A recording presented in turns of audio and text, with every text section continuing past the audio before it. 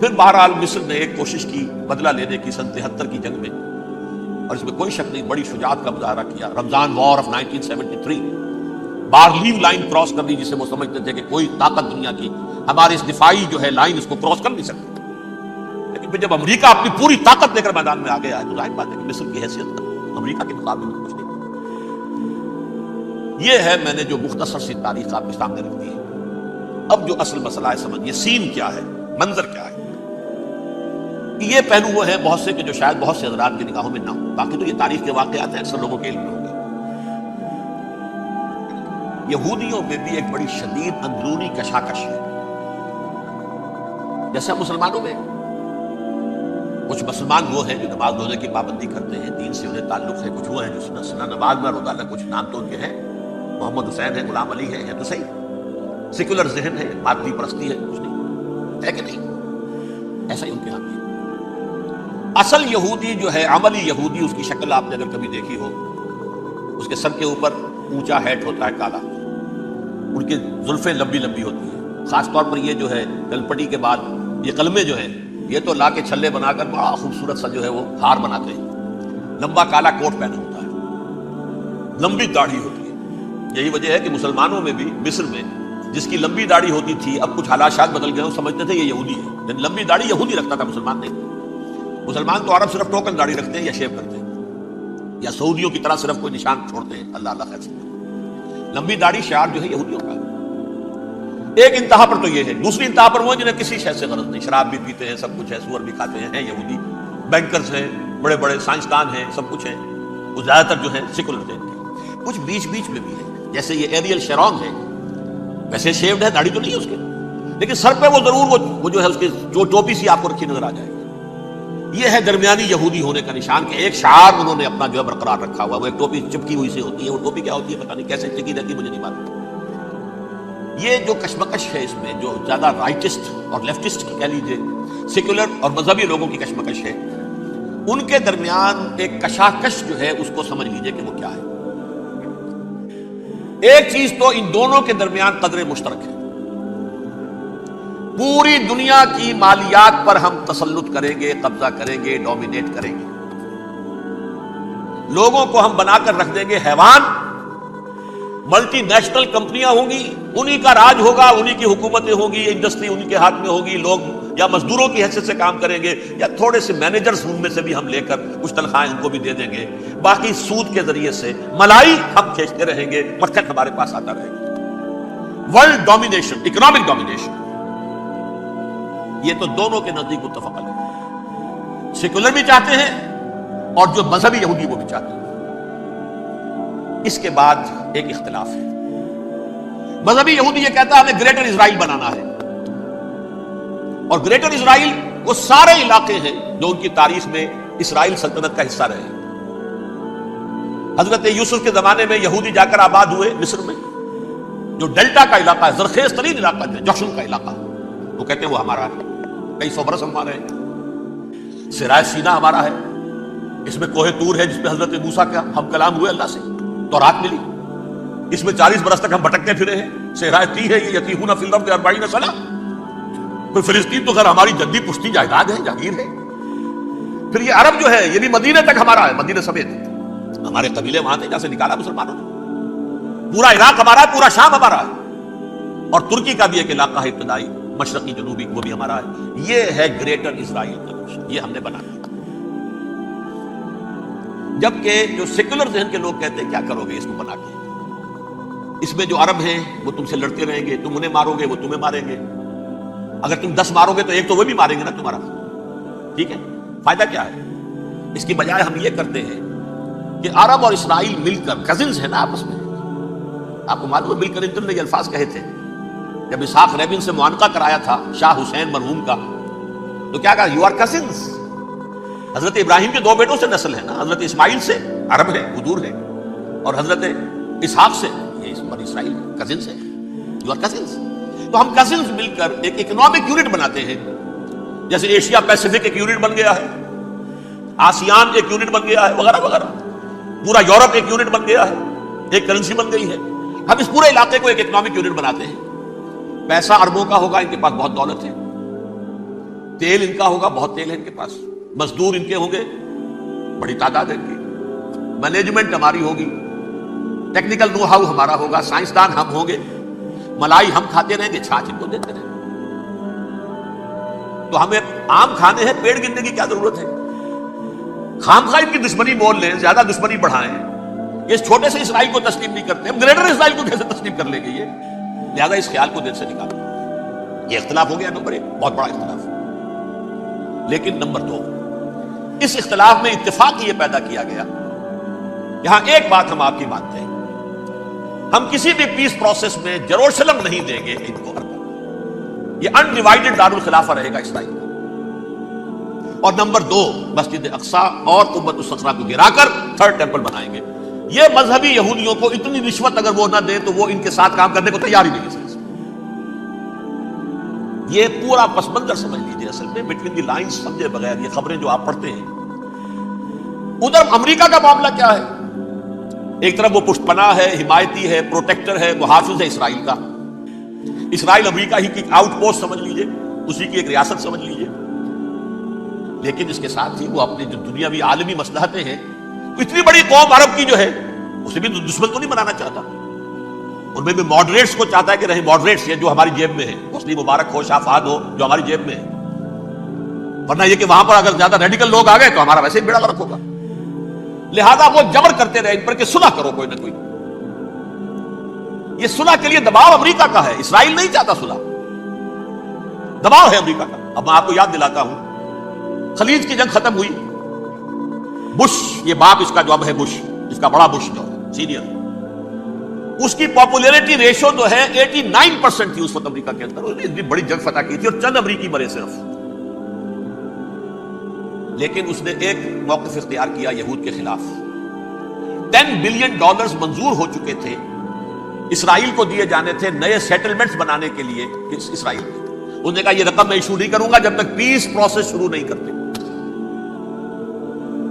یہ دباؤ تھا جس کے آگے گھٹنے ٹیکنے پڑے $10 بلین کے لیے، لیکن اس کا بدلہ یہ چکایا کہ الیکشن میں ہرا دیا اسے،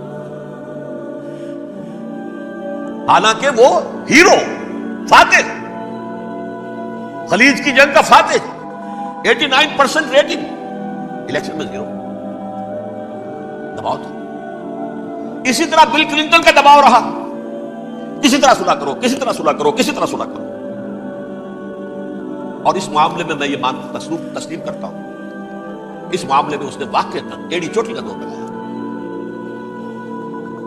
اور یہ بھی تسلیم کرتا ہوں کہ اس کے دباؤ میں آ کر ایہود باراک جہاں تک چلا گیا تھا، اب کوئی نہیں جا سکتا، وہ آفر نہیں دے مل سکتی اب دوبارہ فلسطینیوں کو۔ یہ بھی میں بھول گیا آپ کو بتانا، یہ جب پروسیس شروع ہوا ہے جس کا نام تھا لینڈ فار پیس، اصول کیا دیا تھا امریکہ نے کہ دیکھو اسرائیلیوں، یہودیوں، تم نے سن 67 میں جو زمینیں ان سے چھینی تھی، جو علاقے، یہ ان کو واپس کر دو اور ان سے صلح کر لو، یہ سب تمہیں ریکگنائز کر لیں گے، جنگ ختم ہو جائے گی، صحرائے سینا دے دو، مصر تم سے صلح کر دے گا۔ وہ ہو گیا، انور سادات نے صلح کر لی، ریکگنائز کر لیا، صحرائے سینا واپس آ گیا۔ عربوں نے اسے اپنی فولڈ سے نکال دیا، عرب لیگ سے نکال دیا۔ شام بھی تیار رہا ہے لیکن پورا گولان ہائٹ مانگتا ہے وہ۔ ابھی جو پچھلے دنوں بل کلنٹن کے آخری دور میں گفتگو ہوئی تھی، اس نے کہا جتنا تم نے ہم سے علاقہ چھینا تھا سارا واپس کرو تو ہم کر لیں گے ریکگنائز۔ اس میں سے کچھ ایسا اسٹریٹجک امپورٹنس کا علاقہ ہے وہ یہودی کسی طور پر دینے کو تیار نہیں، لہذا صلح نہیں ہو سکی۔ شرق اردن سے جو علاقہ لیا تھا وہ ٹھیک ہے، وہ رکھو، اس کے اندر فلسطینی ریاست بنا دو، یہ علاقہ جو ہے فلسطینیوں کی میجورٹی ہے اس میں، تو اس کو فلسطینی ریاست بنا لو، ایک ریاست ودن ریاست ہو جائے گی، اسرائیل ریاست، فلسطینی ریاست۔ یہ ہیں 3 مین پوائنٹس۔ چوتھی بات پہ آ کر روک دیتے تھے کہ یہ پھر بعد میں سوچیں گے یروشلم کا مستقبل کیا ہوگا، یہ موسٹ سینسٹیو ایشو جو ہے یہ بعد میں سوچیں گے۔ اب جب یہ پیس ٹاک شروع ہوئے تو یاد ہے اسحاق ریبین تھا، اسے کس نے قتل کیا؟ یہودی نوجوان۔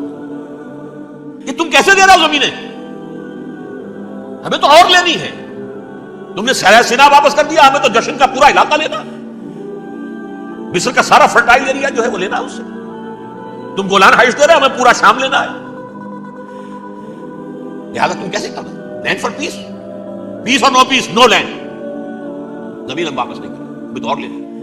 کس نے قتل کیا؟ یہودی نے، فلسطینی نے قتل کیا۔ احود باراک کی بات میں آپ کو بتا رہا ہوں، یہ یہاں تک چلا گیا تھا کہ اسرائیلی ریاست بھی ہم فلسطینی ریاست بھی مان لیں گے، یروشلم بھی مشرقی یروشلم دے دیں گے، تمہارا اقتدار ہوگا اس پر۔ البتہ یہ جو احاطہ ہے جس میں جنوب میں مسجد اقصی ہے اور ذرا شمال کی طرف ہے قبۃ الصخرہ۔ قبۃ الصخرہ آپ جانتے ہیں، جب بھی ٹیلی ویژن پر یروشلم سے کوئی خبر آ رہی ہوتی ہے تو پیچھے وہ بڑا سا مینار گنبد نظر آتا ہے سنہرا۔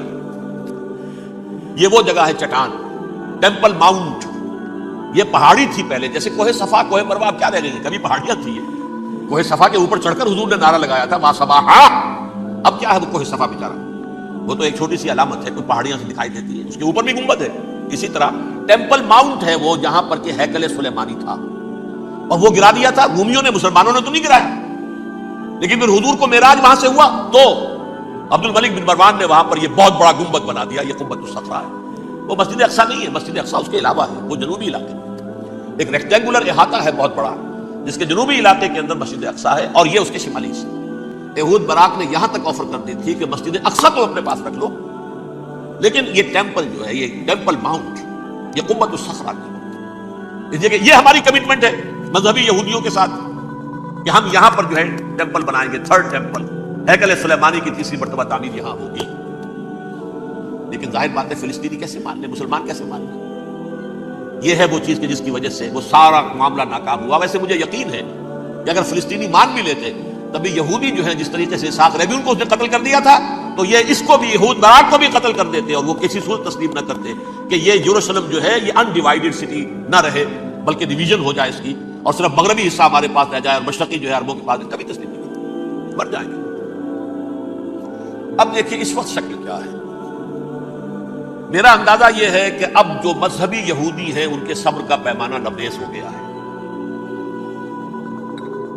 اور اب ایک مڈ وے آدمی اس وقت وہاں پر آ گیا ہے، ٹوپی والا، اگرچہ وہ پریکٹسنگ یہودی اس طرح کا نہیں ہے، داڑھی والا نہیں ہے، زلفوں والا نہیں ہے وہی کوٹ پینٹ والا، لیکن یہ کہ اوپر رکھتا ہے وہ ٹوپی۔ ایریل شرون، اور انتہائی سفاک، جس نے کہ فلسطینیوں کے 2 کیمپ ایسے اڑائے تھے جیسے کہ چیونٹیوں کیا ہو لشکر اور ان کو پاؤں تلے روند دیا جائے، اس طریقے سے ختم کیا، بہت بڑا قاتل، مرڈرر، وہ وزیر اعظم۔ اور اب جو ہے ان کے صبر کا پیمانہ لبریز ہو گیا ہے۔ اب ان کا فیصلہ یہ ہے کہ انہیں 3 بڑے بڑے قدم اٹھانے۔ نمبر 1، فلسطینیوں کا خاتمہ، ایتھنک کلینزنگ۔ اگر یہ فلسطینی رہتے ہیں یہاں پر تو اگر 10 ہم ان کے ماریں گے تو 2-3 یہ ہمارے مار دیں گے۔ تو اسرائیلی کی جان تو بہت قیمتی ہے، یہ تو خیر 1000 بھی مر جائے تو کوئی بات نہیں، یہ تو کیڑے مکوڑے ہیں، جنٹائلز ہیں، گوئمز ہیں، یہودی وہ مر جائے، لہذا ان کا ٹنٹا مکاؤ، اب ان کو ختم کرو۔ وہ اشتہار شاید آپ کے نظروں سے گزرا ہوگا جس میں نے یہ الفاظ لکھے کہ بوسنیا کی ایتھنک کلینزنگ جو ہے ماند پڑ جائے گی، اور جو کچھ ایتھنک کلینزنگ ہوئی تھی 500 برس قبل ہسپانیہ میں، اس کا نقشہ آپ دیکھیں گے دنیا۔ اس وقت کیا ہوا تھا؟ عربوں کو، مسلمانوں کو یا جلا دو، قتل کر دو، یا جہازوں میں ان کو ڈمپ کر ہوئے اور لے جا کر شمالی افریقہ کے ساحل کے اوپر اتار دو، ڈمپ کر دو۔ ایک بچہ بھی نہیں رہنے دیا تھا ہسپانیہ میں۔ 1492 میں سقوط غرناطہ ہوا ہے، اور اس کے بعد 10 سال کے اندر اندر ایک ایک بچہ مسلمانوں کا ختم کر دیا۔ یہ ہے فیصلہ ان کا۔ اب بہت بڑا قدم وہ اٹھانے پر مجبور ہے۔ کب تک آپ رہیں گے؟ ہمارے لوگ مارتے ہیں، 16 نوجوان ہمارے مار دیے، لیکن آج گھر تھا اس میں ایک چلا گیا فلسطینی، بم اپنے جسم سے باندھ کر وہاں اڑا دیا، خود بھی اڑ گیا، 16 ان کے نوجوان اڑ گئے۔ لہذا یہ چیز ان کے لیے ناقابل برداشت ہے، ان کے صبر کا پیمانہ اب لبریز ہوگا۔ نمبر 2، انہیں بہرحال اب یہ کرنا ہے کہ مسجد اقصی کو گرائیں، قبۃ الصخرہ کو گرائیں اور ٹیمپل بنائیں۔ یہ انتفاضہ جو اب شروع ہوا 1 سال پہلے سے، یہ شیرون نے دورہ کیا تھا، مسجد اقصی میں گیا تھا، اور اس نے 3rd ٹیمپل کی تعمیر کے لیے ایک پتھر جو ہے بنیاد کا پتھر رکھنے کا ارادہ ظاہر کیا تھا، جس پر فلسطینی نوجوان اٹھے، وہ اینٹیں لے کر، روڑے لے کر، اور اس وقت سے یہ سلسلہ چل رہا ہے۔ کتنے مارے جا چکے فلسطینی، لیکن کچھ نہ کچھ یہودی بھی مرے، اسرائیلی بھی مرے، اور جیسا کہ میں نے عرض کیا اب ان کے صبر کا پیمانہ لبریز ہو گیا۔ انف از انف، اب ہم اس معاملے کو ایک دفعہ جو ہے فائنلی ختم کر دیں اور اب بنائیں گے۔ لہذا اب جو ہے کئی ٹن وزن کے وہ جو پتھر تیار ہو کر آگے رکھ دیے گئے ہیں کہ یہاں یہ بنیاد پڑنی ہے، اس کے اندر یہ پتھر لگے۔ بلکہ ایک لطیفہ بھی مجھے یاد آیا ہے، یہ کوئی 20 سال پرانی بات ہے۔ اس قبۃ الصخرہ کی مرمت ہوئی تھی، تو اس کے اوپر جو یہ سونے کی پتھری چڑھی ہوئی ہے، یہ شاہ حسین اردن والے جو ہے، ظاہر بات ہے تھا بھی انہی کے تسلط میں، یہ انہی کی تولیت میں تھا، سن سے پہلے اس زمانے کی بات میں کر رہا ہوں۔ تو انہوں نے پتہ نہیں 30 من تھا یا 30 ٹن تھا سونا جو ڈونیٹ کیا تھا اس کے اوپر یہ پتھری چڑھانے کے لیے، جو بہت بڑا گنبد نظر آتا ہے پورے کے پورے ماحول کے اوپر چھایا ہوا۔ اس وقت یہودی اخباروں نے لکھا تھا بہت اچھا ہے، یہ سونا ہمارے کام آئے گا جب ہم اپنا ہیکل تعمیر کریں گے۔ کہاں جائے گا سونا؟ سونا یہی رہے گا نا، جب ہم گرائیں گے ہمیں وہ سونا مل جائے گا۔ اب وہ اس پر آ گئے، مزید دیر نہیں کر سکتے۔ تو آپ نوٹ کیجئے، number 1 ethnic cleansing of Palestinians in Israel. Number 2 demolition of the Aqsa Mosque and the Qubbat al-Sakhra. Number 3 امریکہ کو الٹیمیٹم، تم اب اپنے ٹانگ درمیان میں مت اڑاؤ، اور اس کے لیے دھمکی، اگر تم نے ہمارے معاملے میں رکاوٹ ڈالی تمہاری اینٹ سے اینٹ بجا دیں۔ نیتن یاہو نے یہ کہا تھا میں واشنگٹن میں آگ لگا دوں گا۔ یہ انہوں نے امریکہ میں عظیم ترین دہشت گردی کر کے امریکہ کی ایڈمنسٹریشن کو، انتظامیہ کو یہ دھمکی دے دی ہے کہ باز آ جاؤ۔ چنانچہ میں یہ بات کہہ کے پرسوں جمعے میں اپنی مسجد دارالسلام سے نکلا، شام کو، اسی شام کو میں نے ایریل شیرون کی تقریر سن لی T V per. It is not acceptable. Don't appease the Arabs at our expense. We are not going to become Czechoslovakia. We have to depend on ourselves only and rely on ourselves only. کیا مطلب ہے اس کا؟ کس کو سنا رہا ہے؟ امریکہ بہادر، ہم تمہارے محتاج نہیں ہیں، ہم تمہارے ٹکڑے اڑا دیں گے، تیسرے کر دیں گے تمہارے، تم بیچ میں آؤ تو صحیح اب، اور دیکھ لو ایک نشانی ہم تمہیں دکھا دیں گے۔ مجھے 100% یقین ہے یہ پورا ہسٹوریکل پروسیس، اور جس جگہ یہ پہنچ گیا ہے، جس کریٹیکل پوائنٹ تک یہ پہنچ چکا ہے، یہ جو بھی حملہ ہوا ہے ورلڈ ٹریڈ سینٹر پر اور پینٹاگون پر، یہ اسرائیل کا کام ہے۔ اسرائیل سے کم تر کسی ادارے کے لیے ممکن ہی نہیں، اس لیے کہ اسرائیل کے ایجنٹ امریکہ کے پورے نظام کے اندر جو ہے گھسے ہوئے موجود، ہر جگہ موجود، جیسے سرطان کا پھوڑا ہوتا ہے پورے جسم میں وہ اپنی جڑیں جما لیتا ہے، ایسا ہے۔ پوری ایڈمنسٹریشن، پوری اکانومی، تمام ذرائع ابلاغ، پرنٹڈ میٹر ہو یا یہ کہ الیکٹرانک میڈیا، سب ان کے قبضے میں، ڈیفنس کا سارا معاملہ ان کے قبضے میں ہے۔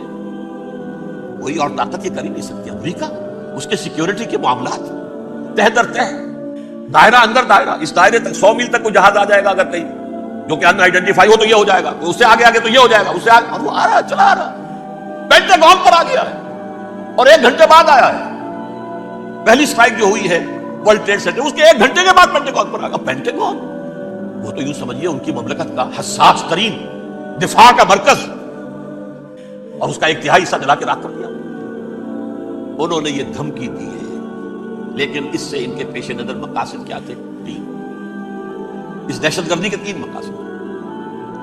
فوراً اس کا رخ موڑ دینا اسامہ اور اس کی القاعدہ کی طرف۔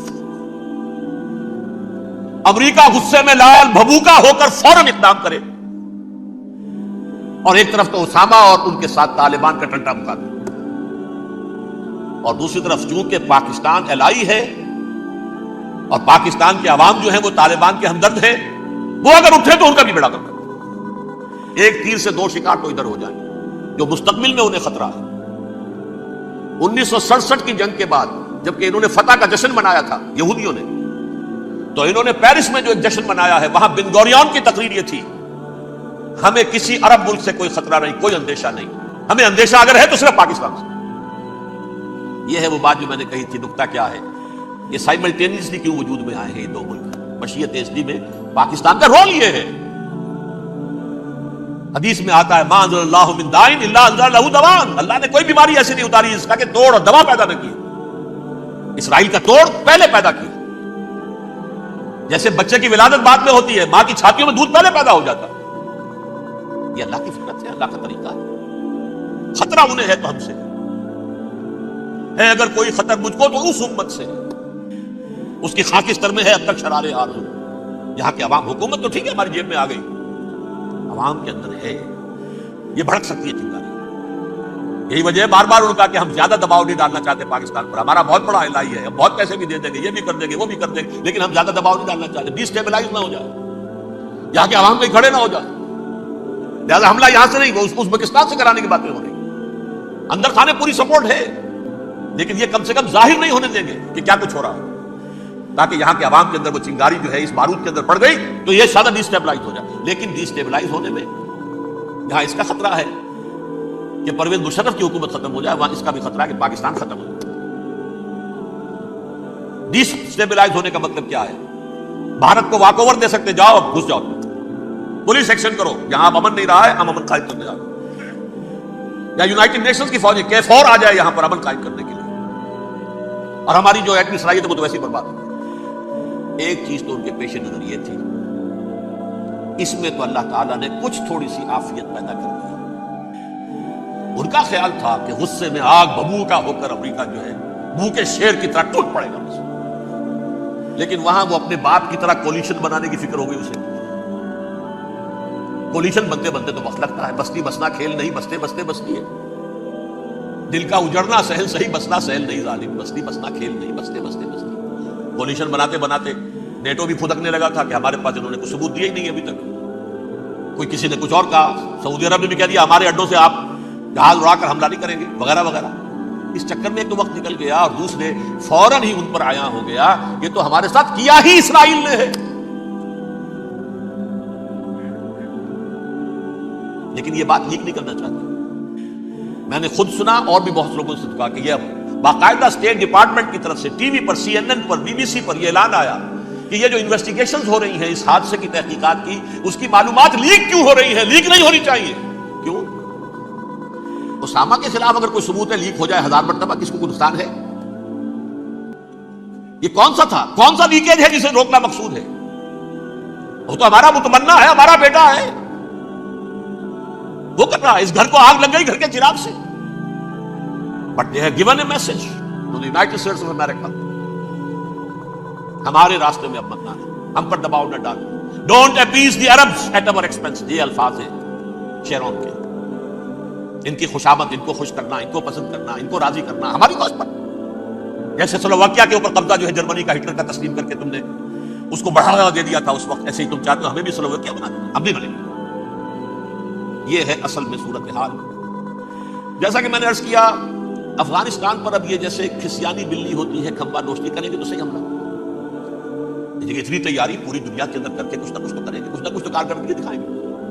اصل میں وہ زور شور اب ان میں نہیں ہے افغانستان کے بارے میں, بلکہ تاریخ میں ایک مرتبہ پھر وہی بات ہو گئی ہے. کلما اوقدوا نارا للحرب اطفاء اللہ, اللہ تعالیٰ نے کم سے کم اس کی تندی کو کم کر دیا. اس آگ کی بھڑک اور تندی جو ہے انشاءاللہ کم ہو جائے. البتہ افغانستان میں کیا ہوگا یہ میں نہیں کہہ سکتا. ان ادری قریب بعید ما توعدون, جیسے کہ قرآن مجید میں حضور سے کہلوایا گیا, میں یہ نہیں جانتا جس چیز کا وعدہ تم سے کیا جا رہا ہے وہ قریب ہے یا دور ہے, میں نہیں جانتا. وَإِنْ أَدْرِي لَعَلَّهُ فِتْنَةٌ لَكُمْ وَمَتَاعٌ إِلَىٰ حِينٍ, میں نہیں جانتا, ہو سکتا ہے ابھی اللہ تعالیٰ تمہیں کوئی مہلت دے اور کچھ وقت کے لیے تمہاری رسی دراز کر دے اور ابھی عذاب کو ٹال دے. جب حضور سے یہ کہلوایا جا رہا ہے ان ادری, یہاں تک بھی کہلوا دیا گیا وَمَا أَدْرِي مَا يُفْعَلُ بِي وَمَا بِكُمْ, مجھے نہیں معلوم میرے ساتھ کیا کیا جائے گا, تمہارے ساتھ کیا کیا جائے گا. بہرحال کون دعوے سے کہہ سکتا ہے کہ یہ ہوگا؟ تباہی بھی آ سکتی ہے, کوئی بڑا سیٹ بیک بھی آ سکتا ہے, اپس اینڈ ڈاؤنز ہوتے ہیں. احیاء اسلام کا پروسیس چل رہا ہے, لیکن احیاء پروسیس میں حضور کے زمانے میں بھی غزوہ بدر میں ایک دفعہ گراف جو ہے چلا گیا تھا آسمان پر, تو غزوہ احد میں وہ بہت نیچے بھی تو آ گیا تھا. مسلمانوں کے حوصلے پست بھی ہو گئے تھے نا. ولا تہنوا ولا تحزنوا وانتم الاعلون ان کنتم مؤمنین, یہ تشفی دینی پڑی تھی نا. گھبراؤ نہیں, ڈرو نہیں. ان یمسسکم قرح فقد مس القوم قرح مثلہ, اگر تمہیں کوئی چرکا لگا ہے تو تمہارے دشمنوں کو اس سے بڑا چرکا لگ چکا ہے 1 سال پہلے. انہوں تو ہمت نہیں چھوڑی, 1 سال کے بعد دوبارہ ہو گئے حملہ آور تم پر, تم کیوں نہیں چھوڑ گے؟ تو کچھ سیٹ بیک آ سکتا ہے, اور یہ بھی ہو سکتا ہے, اور اللہ کرے کہ ہو جائے, کوئی واقعہ فیل بھی پیدا ہو سکتا ہے دوبارہ. اللہ تعالیٰ چڑیوں کے ذریعے سے اور ان کی چونچوں اور ان کے پنجوں کی کنکریوں کے ذریعے سے ہاتھی والوں کو برباد کر سکتا ہے. الم تر کیف فعل ربک باصحاب الفیل الم یجعل کیدہم فی تضلیل وارسل علیہم طیرا ابابیل ترمیہم بحجارۃ من سجیل فجعلہم کعصف مأکول. کھایا ہوا بھوسا جگالی کر کے جب نکلتا ہے جیسے ہوتے ہیں، ایسا پورا لشکر کر دیا گیا۔ اللہ تعالیٰ کر سکتا ہے، کوئی مشکل نہیں، وہ اعلیٰ کل شیء قدیر، اسے ہر شے کی قدرت حاصل ہے۔ لیکن اصل بات جو ہے میں آپ کو بتانا چاہتا ہوں، یہ ہے سائیڈ ایشو۔ اصل ایشو ہے فلسطین کا جو شروع ہونے والا ہے، بھٹی دہکے گی وہاں۔ ظاہر بات ہے کہ اگر کوئی بہت بڑا اقدام ہو جاتا ہے فلسطینیوں کے خلاف، اور اگر واقعتاً مسجد اقصی اور مسجد قبۃ الصخرہ گرا دیے جاتے ہیں، تو طوفان اٹھے گا عالم عرب میں۔ یہ حسنی مبارک ہو یا شاہ خالد ہو یا کوئی اور ہو، یہ نہیں روک سکتے اس طوفان کو۔ نوجوان خون اٹھے گا، غیرت اور جو بھی حمیت ہے۔ مسلمان ان پڑھ سے ان پڑھ اور بالکل بے دین، وہ بھی مسجد کی حرمت پر کٹ مرنے کو تیار ہو جاتا ہے۔ مسجد تو بنا دی شب بھر میں ایمان کی حرارت والوں نے، من اپنا پرانا پاپی ہے، برسوں میں نماز ہی کرنا سکتا۔ وہ چاہے کانپور کی مسجد تھی مسلمانوں نے جانے دی، چاہے وہ شہید گنج کی مسجد تھی مسلمانوں نے جانے دی، چاہے نماز نہ پڑھتے ہو، لیکن یہ جو حرمت اور یہ جو حمیت، یہ غیرت ہے، اس سے جو طوفان اٹھے گا یہ ہوگا اس ملحمۃ العظما، اس کی طرف پیش رفت ہوگی۔ کتاب الملاحم سے احادیث کے حوالے سے کہ جن جنگوں کا حوالہ دیا حضور نے، پیشن گوئی کی ہے، اس کا نقطہ آغاز تھا خلیج کی جنگ۔ صدام حسین نے اسے کہا تھا یہ مدر آف وارز ہے، ام المحارب، یہ ایک جنگ نہیں ہے۔ اس کا نقشہ بھی حدیث میں موجود ہے، پیشن گوئی موجود تھی، اس وقت بھی ہم نے شائع کی تھی۔ لیکن اس میں جو جنگ اب ہونے والی وہ الملحمۃ العظما۔ ملحمہ کسے کہتے ہیں؟ لحم گوشت کو کہتے ہیں، اور قصائی کی دکان کو عربی میں ملحم کہتے ہیں، جہاں گوشت کے ٹکڑے کیے جاتے ہیں۔ آج کل مشینوں سے ہوتے ہیں، اب جو ہے وہ ہاتھ سے چھریوں سے نہیں ہوتے، لیکن ٹکڑے ہو رہے ہوتے ہیں، جسموں کے چیتڑے اڑ رہے ہوتے ہیں۔ ملحمہ، یہی لفظ استعمال کیا تھا حضرت سعد ابن عبادہ نے رضی اللہ تعالی عنہ یوم فتح مکہ۔ ان کے دل میں تھا کہ اب ہم انتقام لیں گے ان عربوں سے، ان قریش سے۔ الیوم یوم الملحمہ، الیوم یوم الملحمہ، یہ کہتے ہوئے جا رہے تھے۔ ایک خاص کیفیت، آج ہے گوشت کے ٹکڑے اڑانے کا دن۔ حضور سے کہا کسی نے جا کر کے ساتھ تو یہ کہہ رہے ہیں الیوم یوم الملحمہ، الیوم یوم الملحمہ۔ حضور نے فرمایا نہیں، ان سے کہو جا کر الیوم یوم المرحمہ، الیوم یوم المرحمہ، آج رحمت کا دن ہے، آج تو میں ان سب کو معاف کروں گا۔ لا تثریب علیکم اليوم، میں تم سے وہی بات کہہ رہا ہوں جو میرے بھائی یوسف نے کہی تھی اپنے بھائیوں سے، اذهبوا فانتم الطلقاء، جاؤ تم سب کے سب آزاد۔ وہ ملحمہ ہے جس کو کہ حضور نے حضرت معاذ بن جبل رضی اللہ تعالیٰ عنہ، اس نے روایت ہے، اس میں سے جو ابو داؤد میں روایت آئی ہے اس میں الملحمۃ العظما، عظما مؤنث ہے اعظم کا۔ آپ کہتے ہیں جنگ عظیم اول، جنگ عظیم دو، عظیم کا باپ ہو گیا اعظم، سب سے بڑا، اور اس کا مؤنث ہے سب سے بڑی، عظما۔ الملحمۃ العظما، سب سے بڑی لڑائی۔ میرے نزدیک یہ وار کے معنی میں نہیں ہے، بیٹل کے معنی میں۔ انگریزی میں یہ دو لفظ علیحدہ ہے، وار، بیٹل۔ وار سالوں کو محیط ہوتی ہے، بیٹل کسی ایک خاص جگہ پر جو لڑائی ہوتی ہے اس کو کہتے ہیں۔ حضور کے اور قریش کے درمیان 6 سالہ وار تھی، جنگ تھی، لیکن battles, battle of Uhud, battle of Badr, یہ بیٹلز تھی، لڑائیاں تھیں۔ تو عظیم ترین جنگ شاید اس اعتبار سے نہ ہو جیسے کہ ورلڈ وار 1 اور ورلڈ وار 2، یعنی اس کی وسعت کا اتنا معاملہ نہیں اور طوالت کا نہیں، لیکن جو لڑائی جو ہے بیٹل ہونی ہے، جس کو کہ یہ لوگ، یا کیونکہ میں نے کہا تھا شروع میں کہ سرما ہے میری آنکھ کا خاک حجاز و ہول قدس، نیو ٹیسٹمنٹ کی آخری کتاب ہے the book of Revelation, Revelation of saint John, اس میں آرمگڈون کہا گیا ہے اسے۔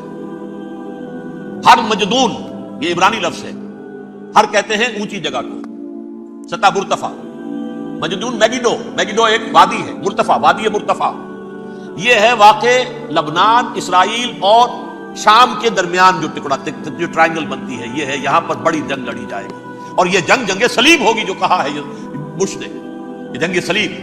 سیکنڈ ملینیم شروع ہوئی تھی تو پہلی صلیبی جنگ ہوئی تھی، تھرڈ ملینیم شروع ہوا ہے، یہ سیکنڈ صلیبی جنگ ہے، یہ کروسیڈ۔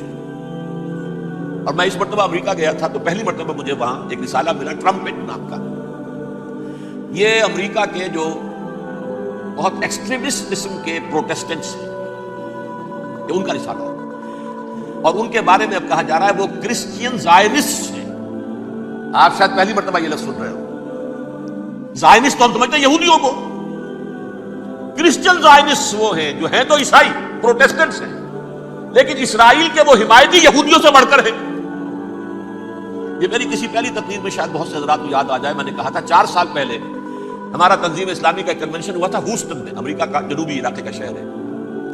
ایک سیشن اس میں ہم نے رکھا تھا انٹرفیتھ. ایک عیسائی کو بلایا تھا، ایک یہودی بہت بڑا وہاں کا عالم ہے اس کو بلایا تھا.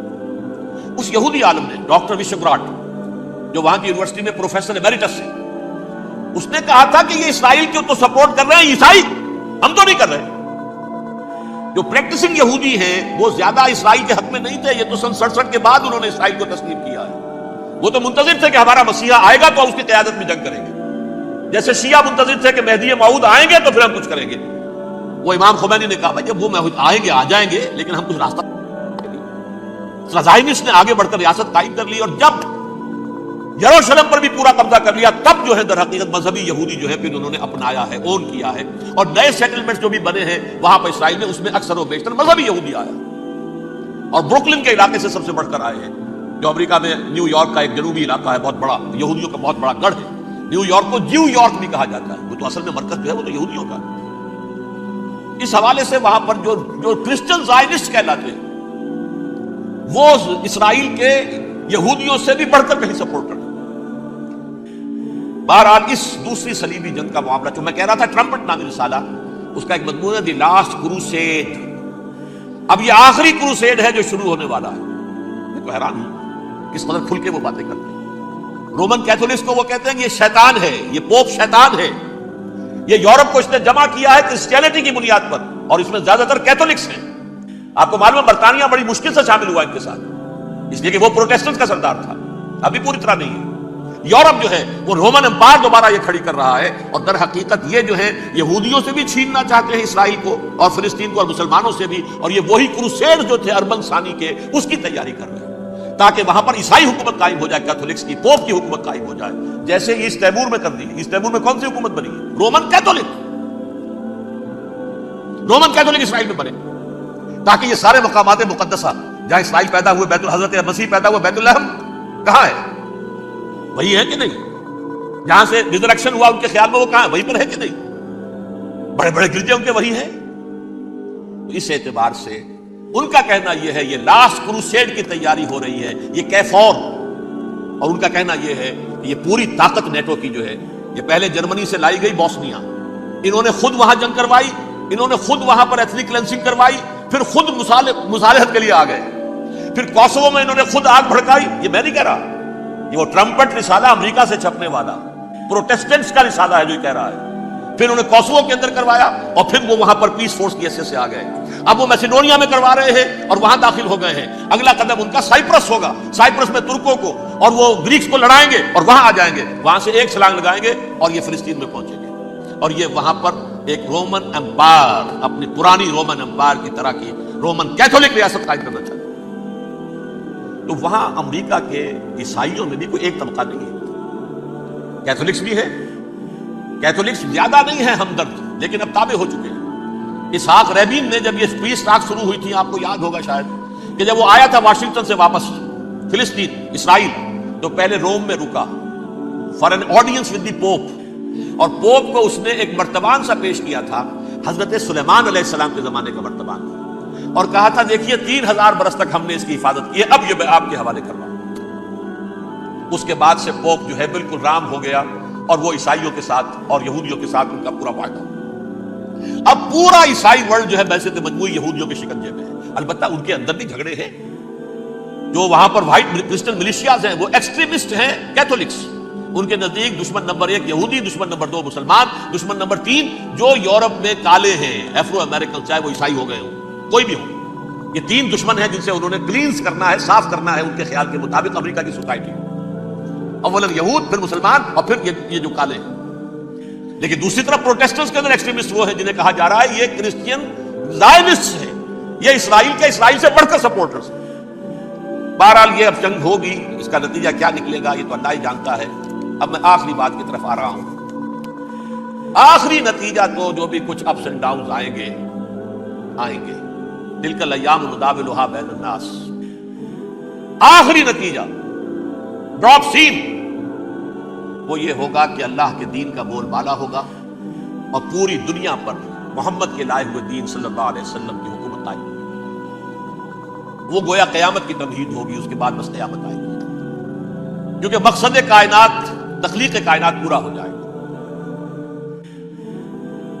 پوری مخلوقات کے اندر مقصد تخلیق، کلائمیکس آف کریشن محمد الرسول اللہ صلی اللہ علیہ وسلم، دین کی تکمیل محمد الرسول اللہ صلی اللہ علیہ وسلم. اور اس خلافت عرضی کے لیے جو حضرت آدم کو خلافت دی گئی تھی، جب اس میں وہ خلافت پوری دنیا پر قائم ہو جائے گی، اس کا مقصد پورا ہو جائے گا. And that will be the beginning of the end. اس کے بعد قیامت. آخری نتیجہ تو یہ نکلنا ہے. اس سے پہلے سزائیں ہمیں بھی مل رہی ہیں. اور یہاں میں کانٹے کی بات جو چھوڑ گیا تھا اس کو بیان کر دوں. اللہ نے اس مغضوب علیہم قوم کو، اس ملعون قوم کو کیوں اب تک چھوٹ نہیں رکھی؟ میں بتا چکا ہوں، یہ بڑے عذاب کے مستحق ہو چکے تھے حضرت عیسیٰ علیہ السلام کے زمانے میں. چھوٹتی ہے ابھی تک ہے، بلکہ ایک مرتبہ ابھارا ہے. 1900 برس کے بعد ابھرے ہیں یہ. بالفور ڈیکلریشن 1917، سن 70 عیسوی کے بعد، تقریباً 1900 برس، 1850 برس تو ہے کم سے کم. پھر creation of Israel 1948، 1967 extension of Israel, یروشلم پر قبضہ. یہ سارا جو ہے کیوں ہے؟ اللہ تعالیٰ اس خیر امت محمد صلی اللہ علیہ وسلم، اس کے بہترین حصے کو سزا ان ملعونوں کے ہاتھوں دے رہا ہے. کیوں؟ جو جرم انہوں نے کیا تھا وہی ہم نے کیا. انہوں نے اللہ کی کتاب کو پیٹھ کے پیچھے پھینکا. نبذ فریق من الذین اوتوا الکتاب کتاب اللہ وراء ظہورہم. ہم نے اپنی پیٹھوں کے پیچھے پھینکا کہ نہیں. کولونیل رول سے آزاد ہوئے، کہیں اسلامی قانون نافذ کیا، کہیں اسلامی نظام قائم کیا. تو جو جرم ان کا تھا وہی ہمارا ہے. اور ہم خیر امت ہیں، اور ہمارے میں سے خیر ترین عرب ہے. ان پر اللہ کا فضل، ان کی مادری زبان میں اللہ کی کتاب موجود ہے. پھر انہوں نے اللہ کے دین کو پیٹ دکھائی. جو ملک آزاد ہوا کولونیل رول سے، یا اس نے قبلہ کر لیا اپنا ماسکو کی طرف، یا کر لیا واشنگٹن کی طرف. کسی نے مکے کو قبلہ بنایا. یہ بدترین سزا ہے. ویل للعرب من شر قد اقترب. اور ترمذی شریف میں تو یہاں تک روایت ہے، من اقتراب الساعۃ ہلاک العرب. قیامت کے قرب کی ایک نشانی یہ بھی ہوگی کہ عرب ہلاک ہو جائے. ایک حدیث میں الفاظ آتے ہیں کہ حضور نے جب کہا یہ ہوگا یہ ہوگا یہ ہوگا، یہ بربادی آئے گی، تو کسی زوجہ محترمہ نام میں بھول رہا ہوں، انہوں نے پوچھا کہ عرب اس دن کہاں ہوں گے؟ فرمایا العرب یومئذ قلیل. بہت کم. آخری خاتمہ ہونا ہے یہود کا حضرت مسیح علیہ السلام کے ہاتھوں. وہ عذاب جو 2000 برس تک ان سے چلا رہا وہ آئے گا، اور ان کے رسول ہی کے ہاتھوں آئے گا. لیکن اس سے پہلے مسلمانوں پر یہ عذاب آ رہا ہے، ہولوکاسٹ کے درجے کا عذاب آ رہا ہے. البتہ ہم پاکستانی اس میں یوں سمجھ لیجئے کہ وہ تو خبریں موجود ہیں احادیث میں، وہاں تو جو ہونا ہے. اتنے انسان مریں گے، اتنے انسان مریں گے کہ ایک پرندہ جو ہے اڑتا چلا جائے گا، وہ نہیں چاہے گا کہ نیچے اترے تو کسی لاش پر اترے. اسے جگہ نہیں ملے گی زمین خالی کر کہیں اتر سکے. تھک ہار کر گرے گا، مرے گا تو بھی لاش کے اوپر گرے گا. یہ الفاظ صلی اللہ علیہ وسلم. الملحمۃ العظمیٰ الملحمۃ الکبریٰ. یہ لاسٹ کروسیڈ. ٹرمپٹ اخبار میں، میں اس کا فوٹو سٹیٹ بھی کبھی آپ کو دکھا دوں، ویسے میرے ساتھ ہے وہ رسالہ ٹرمپٹ. دی لاسٹ کروسیڈ، اس کی تیاری ہوگی. وہ الملحمۃ العظمیٰ اور ملحمۃ الکبریٰ جو ہے وہ آنے والی ہے. ابن ماجہ میں کبریٰ کہا ہے، اکبر کا مؤنث کبریٰ. ملحمہ کبریٰ سب سے بڑی جنگ، اور ملحمہ عظمیٰ سب سے عظیم جنگ. یہ ہوگی اور بہت جلد. اب آخری بات یہ عرض کر رہا ہوں، کریں کیا؟ کچھ کریں بھی کہ نہیں؟ پہلا کام تو یہ ہے کہ اصل زندگی آخرت کی زندگی ہے. دنیا میں تباہی بربادی آ بھی جائے، آخرت بچ جائے. پہلا کام یہ ہے کہ ہر شخص توبہ کرے، لیکن توبہ توبۃ نصوح، توبہ کی تسبیح نہیں، آیہ کریمہ کا ختم نہیں، لاکھ مرتبہ لا الہ الا انت سبحانک انی کنت، اس سے کچھ نہیں. توبہ یہ ہے اپنی معاش کے اندر جھانکیے، اپنی معاشرت میں جھانکیے. جہاں جہاں اسلام کے خلاف کچھ نظر آئے پھینک دیجیے، نکال کر کاٹ دیجیے. بے پردگی ہے، نکالیے. آپ کی کمائی میں کوئی حرام کا عنصر ہے، ختم کیجیے، توبہ کیجیے، ابھی کی عملی توبہ۔ فرائض کی ادائیگی میں کوتاہی ہو رہی ہے، ابھی شروع کی۔ اللہ کے دین کے غلبے کے لیے جد و جہد، ان صلاتی و نسکی و محیایا و مماتی للہ رب العالمین لا شریک لہ وبذالک امرت وانا اول المسلمین۔ بڑی ہے، اگر میرے اور آپ کے کیے کچھ نہ ہوا تب بھی کم سے کم میری اور آپ کی آخرت تو بن جائے گی، عاقبت تو بن جائے گی۔ اخروی عذاب، سب سے بڑا عذاب، دائمی عذاب، اس سے بچے۔ دوسرا کام ہے اجتماعی توبہ۔ اجتماعی توبہ کیسے ہوگی؟ یہ سلطنت خداداد پاکستان جو اللہ نے عطا کی تھی، اس میں اسلام کا نظام قائم اور اسلام کی شریعت نافذ، اس کے لیے جد و جہد تن من دھن کے ساتھ لگ جاتا، منظم جماعت بنا کر۔ اول تو تمام جماعتیں ایک متحدہ محاذ بنائیں اور آ جائیں میدان کے اندر۔ وہ صرف طالبان کی حمایت نہیں، اس ملک میں اللہ کے دین کو قائم کرنے کے لیے مثبت مقصد سامنے رکھے۔ بہرحال اس کے لیے کوششیں تو جتنی بھی ہو سکتی ہیں ہو رہی ہیں۔ میں کتنے عرصے سے یہ کہہ رہا ہوں، کاش کہ یہ دینی جماعتیں ساری کی ساری یہ پاور پالیٹکس سے پسپائی اختیار کر کے اور ایک مطالباتی تحریک ہے، مظاہراتی تحریک ہے، ایک pressure movement, pressure group, resistance movement, دین کو نافذ کرو، حرام کی حرمت کو نافذ کرو، قائم کرو دین، اس کے لیے میدان میں آ جائے۔